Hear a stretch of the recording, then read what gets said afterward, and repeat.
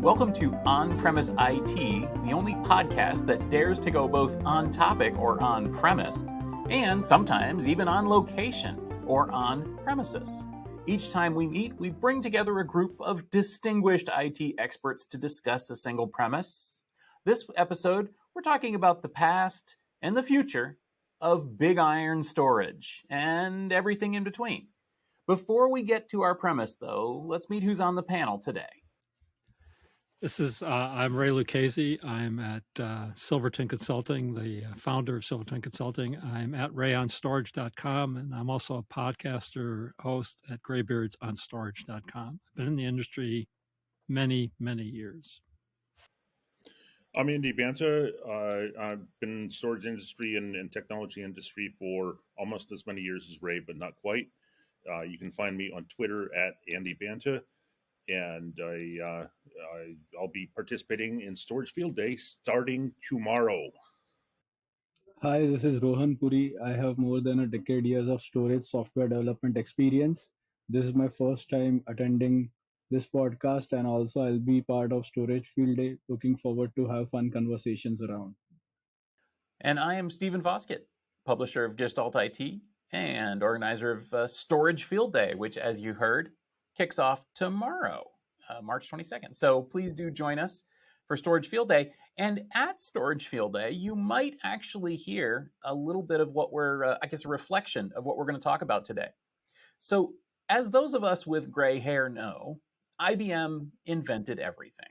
IBM invented the entire storage industry. And so IBM should get credit for that. And frankly, it's actually great to see that IBM is continuing not just to sell storage, but also to innovate in the storage space. Even as so many companies have come and gone, even as so many ideas have come and gone, we still have IBM. But of course, at Storage Field Day, we're also going to be hearing from Amazon Web Services.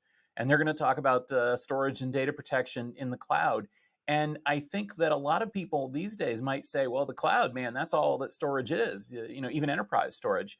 But the truth is it's kind of that and on premises and other things as well. We're going to hear Storepool talk about software-based storage. I refuse to call it software-defined storage. Software storage. We're going to hear Index Engines talk about CyberSense, which is data protection and security. And all of that is storage too. So what do we mean by big storage? Andy, I'm going to throw this to you to kick off. What is big storage? Well, I mean, big storage can mean a lot of things. You actually called it big iron storage in your intro, and I'm going to disagree with that just right off the bat, because it isn't always iron. Lots of it is vapor at this point in the cloud. But big storage has a handful of different aspects. It's typically multifaceted, multi-tiered, multi-tenant, multi-capability type storage. It's storage that can serve a variety of different purposes in a variety of different ways with a variety of different performances. You have primary storage and secondary storage. The idea that you have backups and the ability to recover. I think all of these are aspects that have to be considered when you talk about big storage. You're not talking about a disk drive in your laptop. You're talking about a storage system that covers a lot of different capabilities that are needed for enterprise or organizational storage capabilities. So I don't think that there's a right or wrong definition of what big storage is.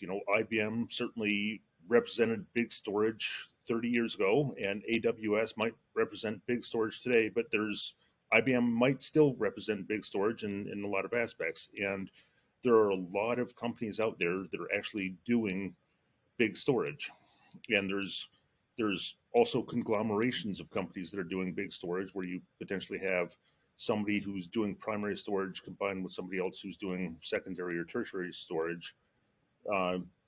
These are all aspects of what you consider big iron storage or big storage. And I think it's just interesting how it has changed over time, where storage started out, as something that sat in your server room, and now storage is something that you just connect to. And I know this will come up sometime later on in this discussion, but Ray and I have had violent disagreements over what saw well. Yeah. I won't go there right at the moment, but I mean, big iron storage has been around for decades, and it was all tied to data centers sitting in enterprises and the storage requirements for their applications and things of that nature. What's happening today, quite frankly, is some of that is going away. The big push for lots of organizations now is how to, utilize the cloud, the flexibility of the hybrid cloud. Rohan mentioned the multi-cloud earlier, and things of that nature to do their applications. And where those applications reside, oftentimes where the data resides, and where the data resides is where the storage needs to be. So if you're running those applications sitting in the cloud, your storage is in the cloud. If you're running those applications sitting on premise, then it's in the data center. I think that's about it for now. I agree with these points. So, essentially, big storage for me is like with lot of data comes a responsibility of storing it. And as and when we go forward, like in the industry, what is happening is that there are multiple aspects of data being produced and similarly being consumed also. So data storage is that middle level layer wherein from storing to consumption, where do you put that data in? With so much of data being generated right from social media or for scientific applications, so this is what I feel that terms as big storage, that a lot of data getting generated, now somebody has to store it. And I will say that the reason I chose to say big storage instead of enterprise storage or storage array or all these things, sorry, Ray, storage array. The reason I said big storage is because, like y'all said, there's a difference between sort of I need some storage, whether it's a server or a laptop or whatever. Oh, it's a drive. Oh, it's this, it's that. There's a difference between that and sort of capital S storage. And that's why I said big storage, because I was thinking, a storage thing is a different animal than kind of lowercase some storage, and it really has changed remarkably from those early IBM mainframe externally attached storage devices through NAS and then SAN, and yes, it did go in that order, through to the modern era of scale out software, cloud storage, object storage, etc. Is there even an animal called storage anymore, or is it just a sort of an amorphous concept that only matters to people like us? There certainly is storage. Storage exists. Vendors are still selling storage arrays, storage systems, that sort of stuff. It's moving more towards an as a service type of solution. I mean, just about every vendor out there offers some sort of a OpEx version of their storage system that you, the customer, can take on that sort of a financial aspect of it. But the cloud is having a serious effect across the industry, and storage is no isolation, no exception. It's getting to the point where people want something like S3 sitting on their premise so that they can use it in their data center, and it's just the way it is. And so software defined storage, software based storage, whatever you want to call it, is something that makes a lot of sense in this environment today. At least it's no longer appliance driven. I was looking at some graphs the other day trying to figure out where the differentiation between storage A vendor and storage B vendor and storage C vendor. And quite frankly, their performance was within 3 or 4% of one another on these benchmarks. These are relatively new benchmarks and stuff like that. So it's not performance to a large extent. I mean, in some cases there are some performance benefits for certain amounts of storage. It's now moving to feature, function, and capabilities and that sort of stuff. And quite frankly, the guys that are driving those sorts of capabilities is not the enterprise, not the storage vendors, but the cloud guys. And I think that's entirely true.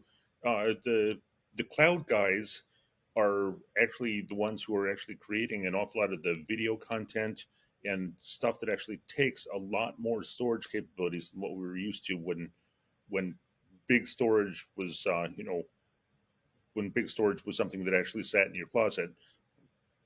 There's just a huge amount more data that's being stored in much more raw forms now. Uh, Data from IoT devices.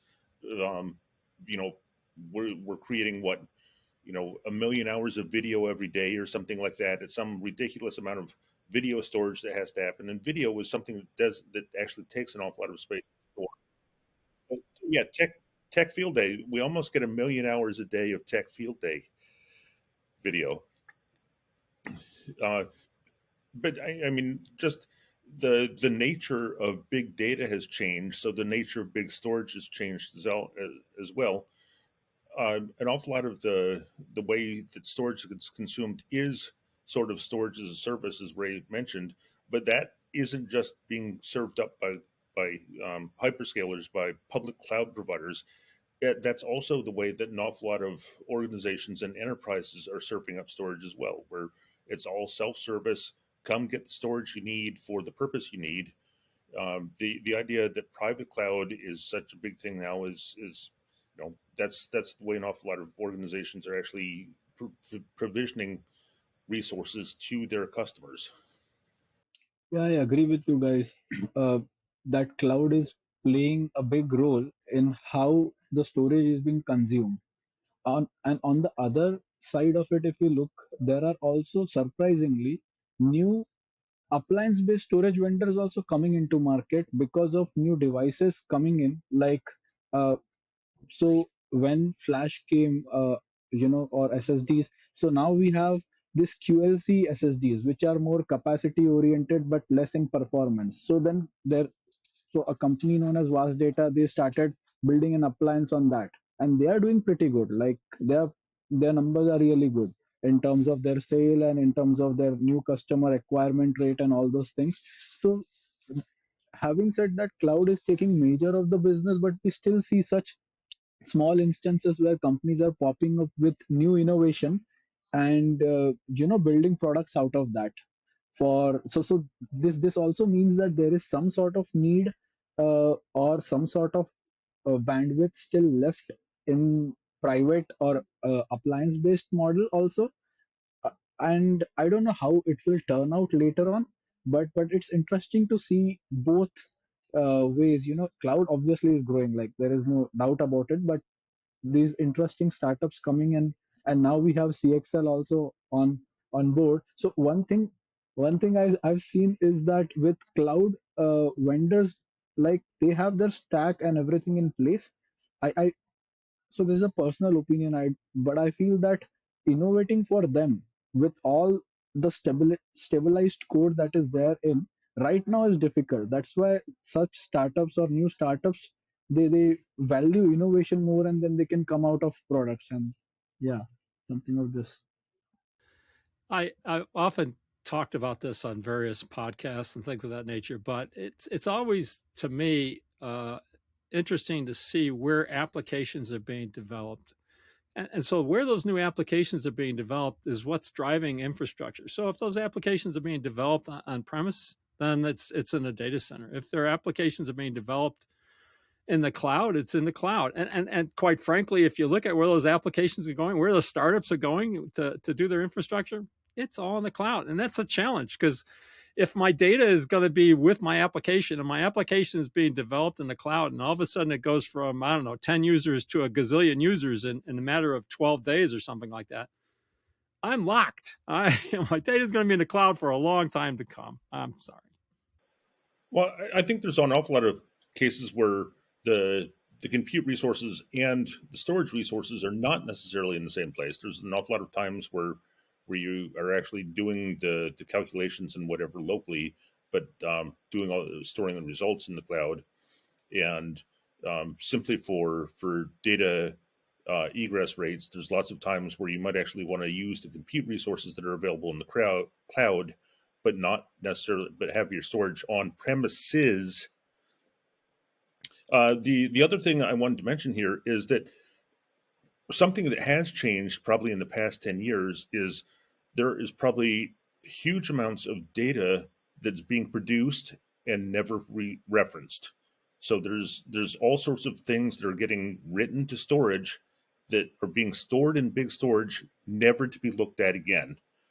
And this is one of the reasons I think why big storage is growing as fast as it is. There's probably millions of megabytes of log files that are being stuff that's getting stored that just will never be referenced, but is going to be stored forever.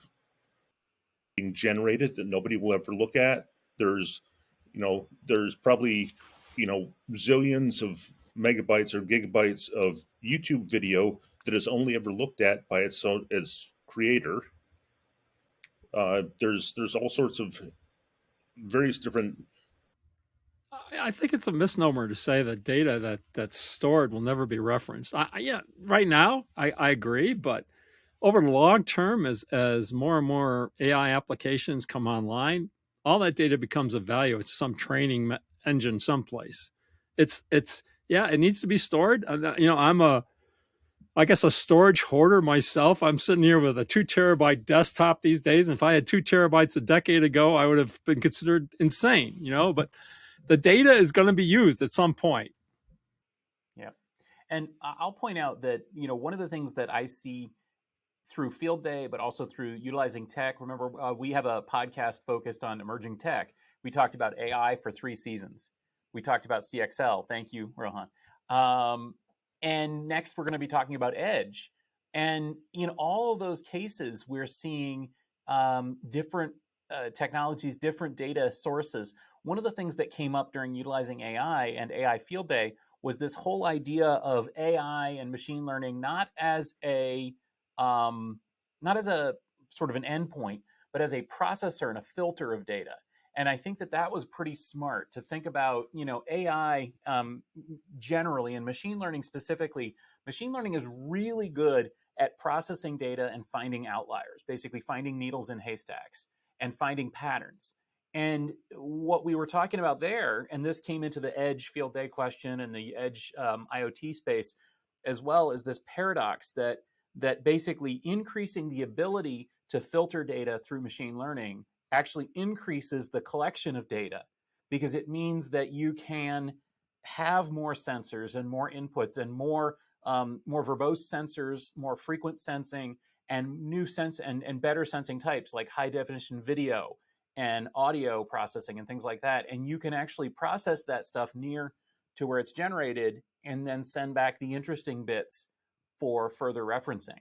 And I think we see the same in data lakes. Put a machine learning engine in there to look at the data lake and figure out what it's seeing. And again, that's another whole area of storage that is related, but not always mentioned. The idea of basically database storage, and especially now NoSQL storage. We have got cloud storage, we've got data, we've got logs and analytics, like Andy brought up. All of these things are generating more and more data, and all of them are wildly different. And that's kind of what I wanted to say, here at this point is it safe to say that storage is still storage when the type of storage that you use at the edge with different types, machine learning training versus machine learning inferencing, with analytics, with databases, with cloud applications, all of these are wildly different kinds of storage. Is there really such a thing as storage? Yes, there is, and this brings me into a place where I get to speak about one of my other favorite topics, cars. Where take a look at cars. 30 years ago, 40 years ago, 30 years ago, cars weren't logging anything. There might have been some sensors that get displayed on your dashboard, but there was nothing getting logged in your car. Now everything gets logged in your car. There's probably 100 different sensors in your car. They're logging various different things, and those get logged internally. And in some cases, they actually get phoned home to whatever the manufacturer is. So the manufacturer actually is storing that information as well. And here, again, this is, kind of touching on the edge premise that Stephen was talking about, that, yes, there's storage inside the car for keep logging this information, and yes, this information is going to get sent back to the manufacturer in newer cases, and that is going to be stored forever as well. And that's where it goes from edge storage to big storage. And yes, I do think there's a distinction between edge storage and big storage. And I think lots of times the edge storage is simply intended as buffer space before it gets passed into big storage. I think what you're going to find is that over time, I was a big proponent of having Edge filter and do some sort of internal processing or initial processing of the data before it's sent up, and compressing the data or reducing the amount of data that needs to be sent back to, the central the data center or whatever. But over time, all that stuff is going to become more and more valuable, and you're going to find less and less, I'll call it, filtering of the edge, and more of that data is going to be sitting on some data center storage or cloud storage, and it's just amazing. I mean, I was a big proponent of the computational storage, having those devices out on the edge actually do some work to try to reduce the amount of storage that needs, the bandwidth that needs to be used. But what's happening? Bandwidth is going up, storage capacity is going up, and all these things, machine learning and analytics, the really the food of that is data, and the more data, the better I can do. I don't know. And Rohan, that's your area, right? Computational storage. Yeah. Tell us more. Yeah. So I feel that the kind of data that is being generated and the places at which it is getting generated are so much diverse that we will definitely need a mix of everything.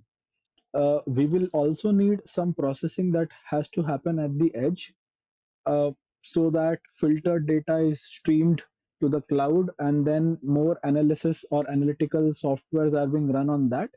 I feel computational storage is still a very innovative and a new area. The problem with that is that there are vendors available who are, creating the drives, but the cost point is very high at this point in time. Like, we just got a, smart SSD for our use case, and it costed us, it is somewhere around 4 TB, and it costed us $2,300. So that's like too much costly. So unless the cost goes down, it's very difficult to utilize it in a mass production level. But I do feel that it also brings a very nice use point, even if you consider cloud. Like, we know that getting data from cloud data, so the main use case of computational storage is to avoid data movement, and the way it does it is by offloading compute to these storage devices, or wherein we also have some processing power which would execute this compute functionalities. So that's where I feel, even if it is in cloud or on premises or on the edge, they do bring up a valid use case point, but the pricing has to be changed, or it has to be consumable in that sense. I think, Rohan, if you ordered like 1,000 of these drives, the price would be considerably less, but still, it's still going to cost. I don't understand why computational storage costs so much. I mean, these CPUs are coming out of the woodwork. I can't even buy a birthday card without a CPU sitting on there someplace. So it's like, I don't understand why that would be the case, but that's a different issue. The computational storage has a place to play, I believe, in hyperscaler-like environments where you can actually take advantage of that computational processing sitting out on the storage. So if I want to go from 1080p to 8K or something like that, I just fire up a disk drive to go off and do that conversion. I don't have to do it anymore at the server and stuff like that. So computational storage has a place. It's just, I don't know. And I often thought it was the edge, but it may or may not be the edge, depending on the price and stuff like that. Another very interesting point, if we see from the development aspect of utilizing this computational storage devices, is that SSD and the FPGA or the compute sits on the PCI Express. So what can happen is that you can skip interacting with the host memory. So when we skip interacting with the host memory or storing data on the host memory, which means that now we are less utilizing the available RAM on big servers. So which means that now applications can use more RAM also. So it benefits in other aspects also. Yeah, and um, I'm familiar with computational storage simply because I worked at a company that was kind of working on that premise about a decade ago, named Data Gravity. Um, but the whole idea there was to actually use the storage devices to actually do analytics on what's being stored separate from the host. Um, I do think that we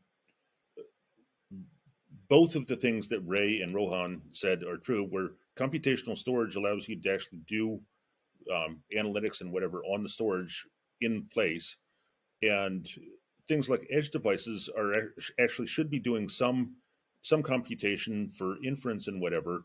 Lots of times, like going back to the car example, if your oil pressure is low, it should be able to analyze that and tell you immediately because that's information that you need right away. At the same time, all of the information from all of the other sensors might get stashed away to be used for AI or machine learning somewhere down the road. So I don't think that you need to be talking about either or. I don't think that you need to be talking about edge devices or should be doing the filtering or there should be no filtering and it all gets passed along. The edge devices serve a purpose and should be doing their inferences and analytics on data itself. At the same time, while filtering might be useful, I do think that, as Ray said, getting all of this stuff preserved for later machine learning analysis can be valuable.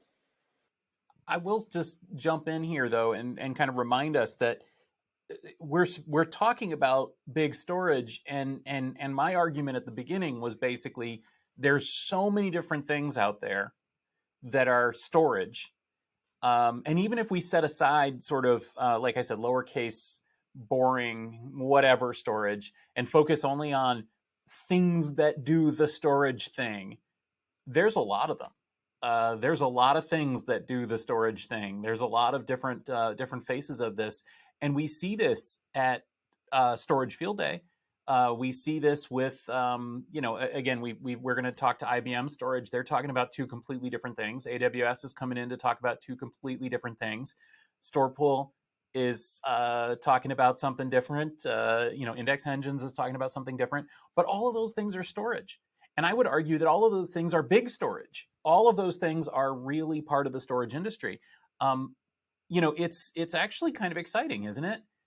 One thing that I want to get to before we end, though, is this question of software. Is software eating the world when it comes to storage?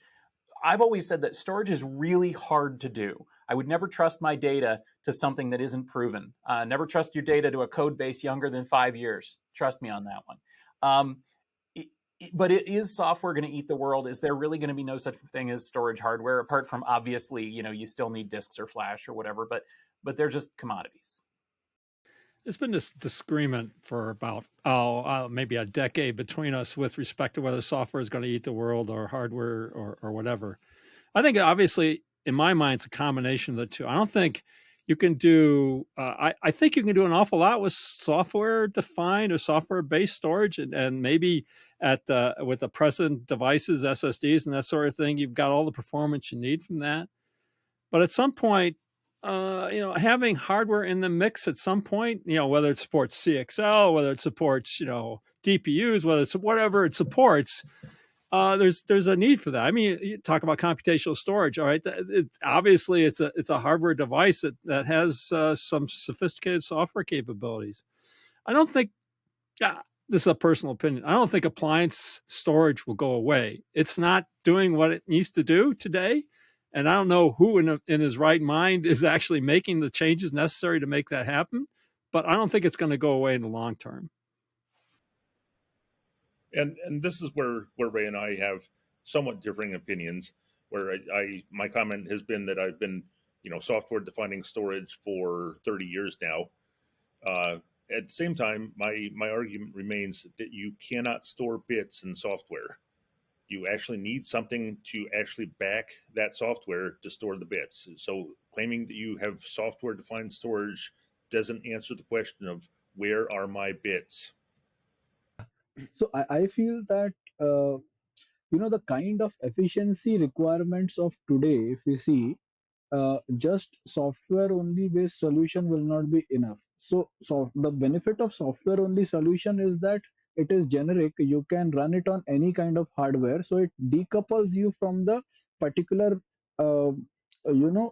customized hardware.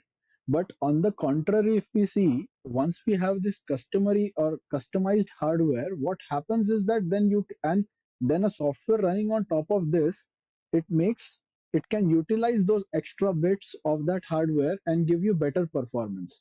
And now if we see, performance or scale has been a very big metric for any application to run.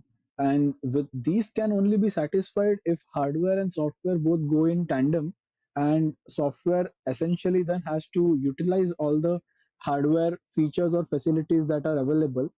And to one data point in this regards is that we also are seeing a lot of hardware evolution and a lot of hardware changes that are also happening, like as Ray mentioned about CXL, computational storage. A lot of FPGA based companies are also developing their FPGA cards on which data can be offloaded and for other compute and something like that. So essentially what I feel is that to get the best of uh, to get the best in totality, both hardware and software matters together. I completely. I think you got us, Rohan. I think that's actually a great summary of it, and I think that again is that's what defines big storage. So if big storage is everywhere, big storage is a system purpose built for storage, for the various aspects of storage, for the various needs of the applications, and I think that market has not gone away. In fact, I think that there's some very exciting things happening in it. I can't wait to see what CXL, what XPU, whether it's DPU or IPU, GPU, all those things have to do with storage, as you mentioned, FPGAs and specialized ASICs and so on. Those things have had their day, but I think we'll have another day. And it's going to be really interesting to see where this thing goes. So thank you guys so much. This has been a fun discussion. And I think that we're going to continue this at Storage Field Day and beyond. So before we go, where can listeners connect with you and continue this discussion? Ray, let's start with you, and then Andy, and then Rohan.